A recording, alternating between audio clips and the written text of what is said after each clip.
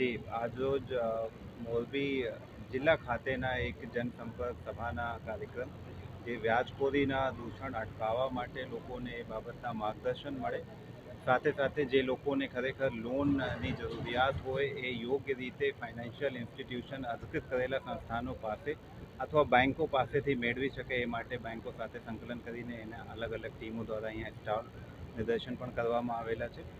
અને આ બધાને ખ્યાલ હશે, ગયા વર્ષે પણ ઓલમોસ્ટ 2 મહિના માટે એક ખાસ ઝુંબેશ ઉપાડીને અને મોરબી જિલ્લામાં આ પ્રકારના લોકસંપર્કના કાર્યક્રમો, લોન મેળા, લોન કેમ્પના આયોજનો કરવામાં આવેલા હતા. એમાં આપણે જે પણ રજૂઆતો મળી હતી એના ઉપર ખૂબ જ કડકાઈથી પગલાં લેવામાં આવેલા છે. અને ગત 2023-24ની વાત કરીએ તો ટોટલ 50 જેટલી FIR, 140થી વધુ આરોપીઓ સામે આપણે કર્યા હતા.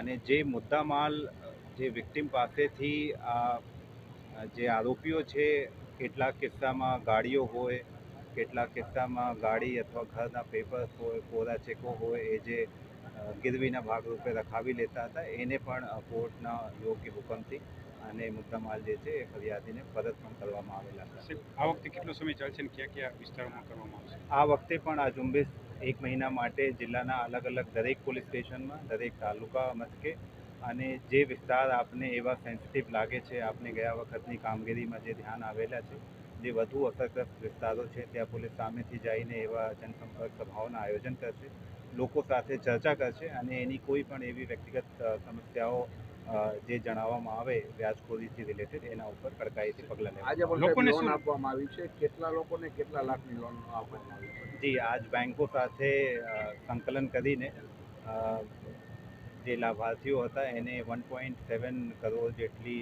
લોનના પ્રમાણપત્રો અથવા ચેકો બેંકના અધિકારીઓ દ્વારા અર્પણ કરવામાં આવે છે. લોકોને શું તમે અપીલ કરશો? લોકો જોડે મારી એક જ અપીલ છે કે આપણે એ દૂષણ કમ્પ્લીટલી ખતમ કરી શકીએ, બટ એમાં લોકોના સહકારની જરૂરત પડશે.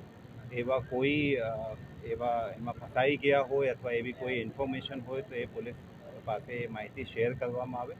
અને સૌથી ઇમ્પોર્ટન્ટ એ છે કે જ્યારે પણ કોઈને એ બાબતની જરૂરિયાત પડે, એટલે કોઈ પ્રસંગોમાં આપણે લોનની જરૂરિયાત ઉપસ્થિત થતી હોય તો એવા લોકો પાસે ના જઈને જે ખરેખર અધિકૃત કરેલી સંસ્થાઓ છે અથવા લોકો છે એના પાસે જઈને અને નિયત વ્યાજના દર ઉપર એ લોન મેળવવામાં આવે તો આપણે કમ્પ્લીટલી એ બધીને નાબૂદ કરી શકીએ. ઘણા બધા લોકો એવું હોય છે કે પોલીસ હેરાન કરે છે એટલે નથી આવતા, આ બાબતે તમે શું? નહીં, પોલીસ આ વિષય માટે આપણે ખૂબ જ સંવેદનશીલતા દાખવીને આપણે ગયા વર્ષે પણ કામગીરી કરી હતી અને લોકોમાં એના ખૂબ જ સારો પ્રતિભાવ પણ મળ્યા હતા. અને આ વખતે પણ એનાથી વધુ સંવેદનશીલતા દાખવીને અને કોઈ પણ એવી રજૂઆત, પ્રશ્નો, સમસ્યાઓ મારા પોલીસની ટીમ સમક્ષ આવશે તો એના ઉપર તાત્કાલિક પગલાં લેવામાં આવશે. કેટલા ગુના દાખલ કરે છે, કેટલા વ્યાજખોરો કાર્યવાહી છે? જે મેં વાત કરી 50થી વધુ 2023-24માં 50 જેટલા FIR દાખલ કરવામાં આવેલા છે અને મારા પ્રમાણે 140થી વધુ